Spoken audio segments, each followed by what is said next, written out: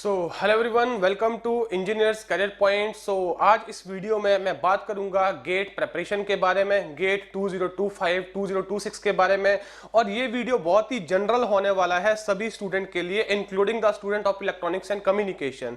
तो सबसे पहले तो यार वीडियो स्टार्ट करने से पहले हमने एक नए साल में एंटर करा है। So I wish you all a very happy new year. तो जो भी आने वाला समय है, यहाँ पे जितने भी आपके ऑब्जेक्टिव है, गोल्स है, आपकी एम्बिशंस है, वो आपकी फुलफिल हो। आप बहुत अच्छे से मेहनत करो और आपको एक अच्छा कैरियर प्रोस्पेक्ट मिले। तो देखिए, मैं हमेशा स्टूडेंट कहता हूं कि गेट एग्जाम एक बहुत इंपॉर्टेंट एग्जाम है और मेरा मानना है कि, और मेरा रिकमेंडेशन है, हर एक इंजीनियरिंग ग्रेजुएट को ये एक बार लाइफ में लिखना चाहिए। उसकी कुछ वजहें हैं। देखो, इंडिया में आपको मालूम है कि कैंपस प्लेसमेंट के ऊपर बहुत सारे इंजीनियरिंग ग्रेजुएट रिलाई करते हैं, बट हर कॉलेज में, हर यूनिवर्सिटी में कैंपस प्लेसमेंट की इक्वल अपॉर्चुनिटी नहीं है सभी ब्रांचेस के स्टूडेंट को। तो जब उनका डिग्री खत्म होता है तो कोई भी बच्चा ये नहीं चाहेगा कि वो अपना हॉस्टल से सामान लेके अपने घर जाए और फिर एक आधा साल वेला बैठ के सोचे अब कैरियर में क्या करना है। अगर आपने गेट एग्जाम लिखा है तो गेट एग्जाम के थ्रू आपको पता है 3 साल तक आपका गेट स्कोर वैलिड होता है, राइट। तो एटलीस्ट अगर आपके हाथ में कुछ नहीं आ रहा है, आपका सिर्फ गेट क्वालिफाइड है जस्ट, फिर भी आपके पास अपॉर्चुनिटी है कि आप सरकार से 13,000 रुपए, 12,800 रुपए ले सकते हैं एज अ स्कॉलरशिप। और किसी भी प्रीमियर इंस्टीट्यूशन में, जैसे कि IIT, NIT या और प्रीमियर इंस्टीट्यूशन है, वहां पे जाके अपना मास्टर स्टार्ट कर सकते हैं और साइड बाय साइड आप अपने कॉम्पिटिटिव एग्जाम की तैयारी कर सकते हैं। अगर आपको लगता है कि आपको अच्छा कैंपस प्लेसमेंट लेना है तो प्रीमियर इंस्टीट्यूशन का टैग लेके आप वहां पे कैंपस प्लेसमेंट में बहुत अच्छा पैकेज सिक्योर कर सकते हैं। ये तो हो गया एक उन बच्चों के लिए जो गेट से क्वालिफाई करे हैं, राइट, जिनको लगता है कि मेरा बहुत अच्छा स्कोर नहीं है। अब उन बच्चों की बात है जिनका गेट स्कोर बहुत अच्छा आया है, उनके पास सारे ऑप्शन खुले हैं। वो चाहे तो एमटेक कर सकते हैं, वो चाहे तो MS कर सकते हैं IIT बॉम्बे से, IIT दिल्ली से, IIT कानपुर से, वो चाहे तो बार्क को ज्वाइन कर सकते हैं, one of the very popular research lab, वो चाहे तो NPCIL को ज्वाइन कर सकते हैं, वो चाहे तो इसरो के बहुत सारे स्पेस यूनिट है उनको ज्वाइन कर सकते हैं, वो चाहे तो जितने तरह के PSUs है, IOCL, ONGC, NTPC, PGCIL, NHPC, इन सबको वो ज्वाइन कर सकता है। और वो एग्जाम है एकमात्र गेट एग्जाम जिसके थ्रू वो ज्वाइन कर सकता है। और आज की डेट में तो आपने ये देखा होगा, जितने भी स्टेट के आपके कॉर्पोरेशन है, इलेक्ट्रिसिटी बोर्ड है या अदर बोर्ड्स है, वो भी प्रिलिमिनरी स्क्रीनिंग जो कर रहे हैं वो गेट एग्जाम के थ्रू ही कर रहे हैं और उसके बाद वो इंटरव्यू दे रहे हैं। तो यार, इसका मतलब है अगर आपने गेट एग्जाम लिखा है तो आपके पास कहीं ना कहीं एक कैरियर ऑप्शन हमेशा रहता है। आप कभी भी ऐसे स्टेट में नहीं होंगे कि अब क्या करूं। एटलीस्ट आपके पास इतना तो अर्निंग रहेगा कि अपना एक्सपेंडिचर आप सर्वाइव कर सकते हो डिग्री को करने के जस्ट बाद, राइट। तो ये तो होगी इंपॉर्टेंस ऑफ गेट एग्जाम के बारे में। अब पॉइंट है गेट एग्जाम को तैयार कैसे करना है। अगर मैं इलेक्ट्रॉनिक्स एंड कम्युनिकेशन की बात करूं तो गेट एग्जाम में जो सिलेबस है बच्चों, वो आपके पास है नेटवर्क थ्योरी।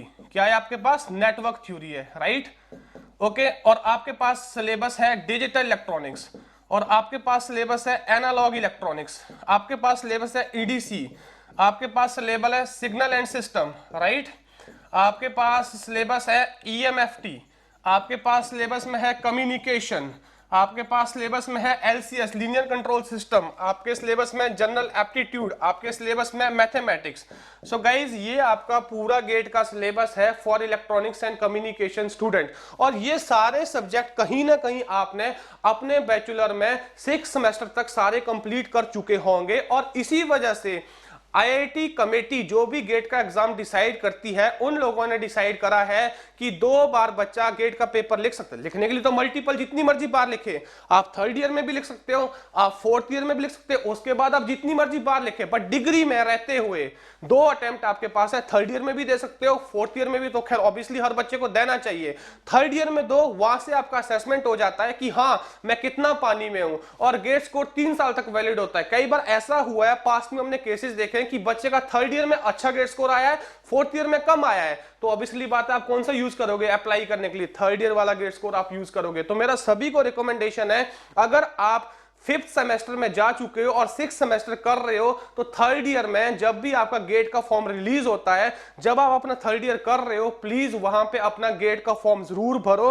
वो आपके पास एक प्रिलिमिनरी असेसमेंट होगा कि तुम्हें कितना आता है और गेट एग्जाम तुमसे क्या एक्सपेक्ट कर रहा है, और जो तुम्हें नहीं आता है वो किस तरीके से पढ़ना है, या जो तुम्हें आता था वो तुम पेपर में क्यों कर पाए, क्या वजह थी उसकी, उस वजह को ढूंढो और उस कमियों को दूर करने के लिए अपने कोचिंग में अपने टीचर के साथ, अपने मेंटर के साथ काम करो।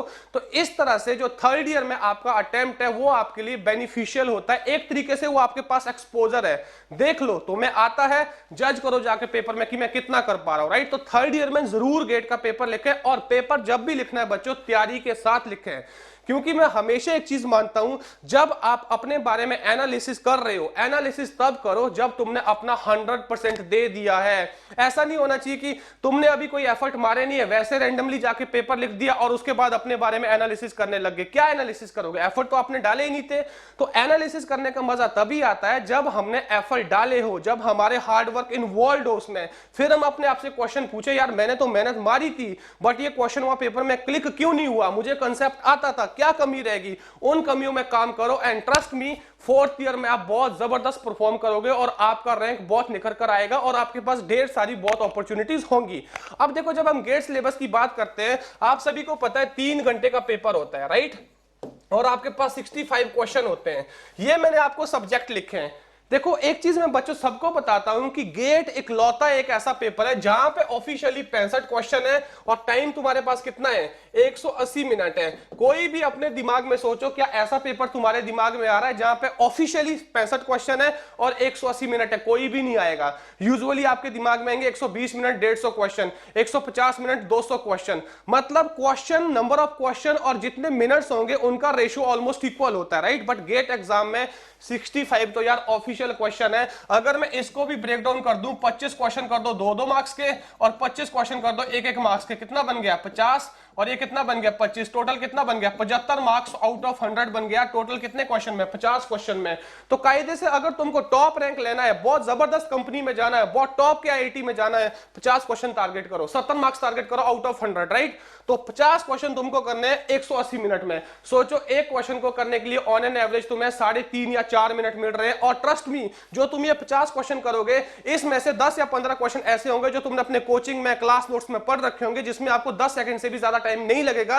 तो on an average her question को करने के लिए आपके पास कितने मिनट है गाइस, 4 मिनट है। और ऐसा कोई भी पेपर नहीं है। ऐसा क्यों है? इसका मतलब है गेट एग्जाम बहुत कंसेप्चुअल एग्जाम होता है। वहां पे फॉर्मूला बेस्ड क्वेश्चन आते हैं बट बहुत कम रेशियो में आते हैं। वो आपको जज करेगा आपके कंसेप्ट के ऊपर, आपकी अंडरस्टैंडिंग के ऊपर, आपके एप्लीकेशन नॉलेज के ऊपर, और वो सारा आपको गेन करना है अपनी प्रेपरेशन स्ट्रेटजीज में। और वही हम यहाँ पे इंजीनियर्स कैरियर पॉइंट में सेक्टर 34 में स्टूडेंट को बताते हैं। ये हमारा ऑफलाइन सेंटर है, आप कभी भी आइए।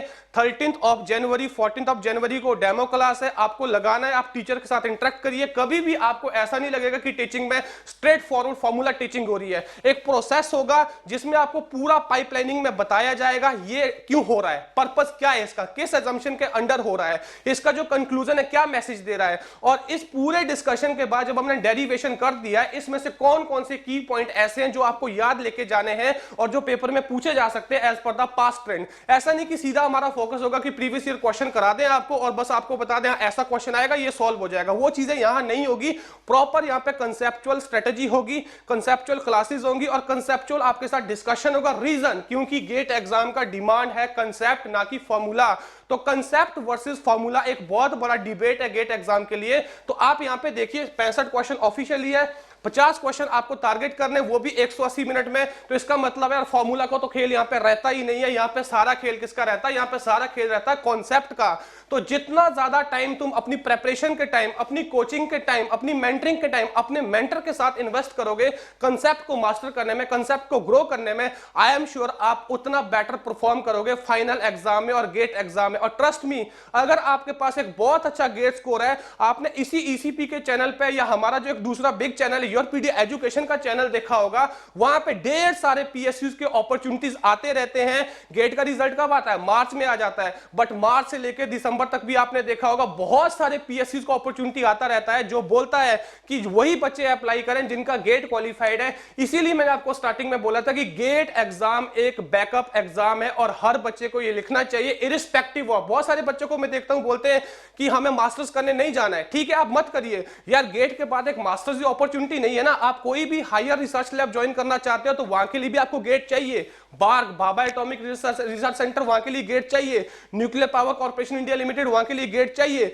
इसरो के कई सब यूनिट है जो अपनी इंडिविजुअल रिक्रूटमेंट निकालते हैं, वो भी गेट के बेसिस पे प्रिलिमिनरी शॉर्टलिस्टिंग करते हैं, राइट। जितने भी बिग कंपनीज है, पीएसयूज है, सबके लिए आपको क्या चाहिए, गेट चाहिए। तो यार अगर किसी आप स्टेट यूनिवर्सिटी में बैठे हो, सेंट्रल यूनिवर्सिटी में बैठे हो, प्राइवेट कॉलेज में बैठे हो, जहां पे आपको लगता है कि यार मुझे तो इस कंपनी में जाना था बट ये कंपनी मेरे कैंपस में प्लेसमेंट के लिए नहीं आती है, अब कैसे करें, अपने आप से क्वेश्चन पूछो कि क्या तू मेहनत करने को तैयार है, क्या तेरे में वो कैपेबिलिटी है। अगर आपके अंदर से कॉल आ रहा है यस, तो गेट का फॉर्म भरो, गेट का पेपर लिखो। आई एम श्योर आपके जो ड्रीम्स हैं वो डेफिनेटली फुलफिल होंगे, बट पॉइंट है कि आपको प्रॉपर मेहनत करना पड़ेगा, एक चैनल से जाना पड़ेगा, एक प्रोसेस को फॉलो करना पड़ेगा। तो ये सारे मैंने आपके सामने यहाँ पे स्टूडेंट सिलेबस लिखा है, और इसमें से भी अगर मैं आपको बता दूं, देखो जब हम सिलेबस को डिकोड करते हैं उसका भी एक स्ट्रेटजी होता है। ऐसा नहीं कि रैंडमली आपने ईएमएफटी स्टार्ट कर दी जी पहला ही सब्जेक्ट। यार अगर आप ईएमएफटी पहला सब्जेक्ट स्टार्ट करोगे तो मोमेंटम कैसे बनाओगे। देखो जब हम किसी नए प्रोसेस में जाते हैं, जब हम नई जगह पे जाते हैं, जब हम किसी नई चीज को करने जाते हैं, स्टार्टिंग हमेशा बिल्कुल इजी से करनी चाहिए, स्मूथ से करनी चाहिए, बिल्कुल एक रेगुलर पैटर्न पे करनी चाहिए, ताकि हमारा एक being a human kind momentum बने। मोमेंटम बन जाएगा, मोमेंटम के साथ बड़ी बड़ी चीजें अचीव की जा सकती है, राइट। तो मैं हमेशा कहता हूं कि कोई भी स्टूडेंट अगर इलेक्ट्रॉनिक्स का अपनी तैयारी स्टार्ट करो, या तो सिग्नल सिस्टम से या फिर तैयारी स्टार्ट करो नेटवर्क से, क्योंकि अगर आप सिग्नल सिस्टम पढ़ोगे तभी आपको कम्युनिकेशन सिस्टम आएगा। समझ आ गई बात। अगर आपको मैथमेटिक्स में अच्छी कमांड होगी तभी आपको ईएमएफटी समझ आएगा। अगर आपका नेटवर्क में अच्छा कमांड होगा तभी आपको एनालॉग और ईडीसी समझ आएगा। ईडीसी तो फिर भी एक फिजिक्स बेस्ड है, बट नेटवर्क के बिना आप डायरेक्टली एनालॉग पर जंप नहीं कर सकते। इसका मतलब जो हमारे पास सिलेबस है, डिफरेंट टॉपिक है, ऐसा नहीं कि अपनी मर्जी से मेरे को ये सब्जेक्ट अच्छा लगता है मैं ये चूज करूंगा, नहीं, गलत हो जाएगा। आप बहुत जगह पर स्टक करोगे, आपका मोमेंटम नहीं बनेगा, मोमेंटम नहीं बनेगा तो आप इंटरेस्ट नहीं पाओगे। और आज की डेट में हमने देखा है कि सबसे ज्यादा फेलियर वहां पे आते हैं जब हम ऐसा कोई काम करने जाते हैं जहां पे हमारा इंटरेस्ट नहीं बनता है, और हम उस काम को छोड़ के कहीं और लग जाते हैं, फिर हमारा वहां इंटरेस्ट नहीं बनता है। इस तरीके से हम 3-4 मल्टीपल एग्जाम की तैयारी करते हैं और अपना टाइम वेस्ट कर लेते हैं। तो तरीका है, तैयारी स्टार्ट करो, सही गाइडेंस के अंदर, सही मेंटरशिप के अंदर, सही प्रोसेस को फॉलो करो, और बिल्कुल अच्छे सब्जेक्ट से तैयारी स्टार्ट करो जो आपको मोमेंटम दे, जो आपका इंटरेस्ट बनाए। मोमेंटम मिल गया, इंटरेस्ट बन गया, फिर आप बड़ी से बड़ी चीज को अंडरस्टैंड करके एक फाइनल गोल को अचीव कर सकते हैं। तो जो भी चीजें मैंने आपको यहाँ पे स्टूडेंट बताई है, ये सारी हम यहाँ पे आपको देंगे under the guidance, under the mentoring, under the tutorship और under the coaching at the engineers career point, और जो कि सेक्टर 34A में हमारे ऑफलाइन ऑनलाइन दोनों क्लासेस चल रही है, और 13 जनवरी और 14 जनवरी से न्यू बैच स्टार्ट हो रहा है।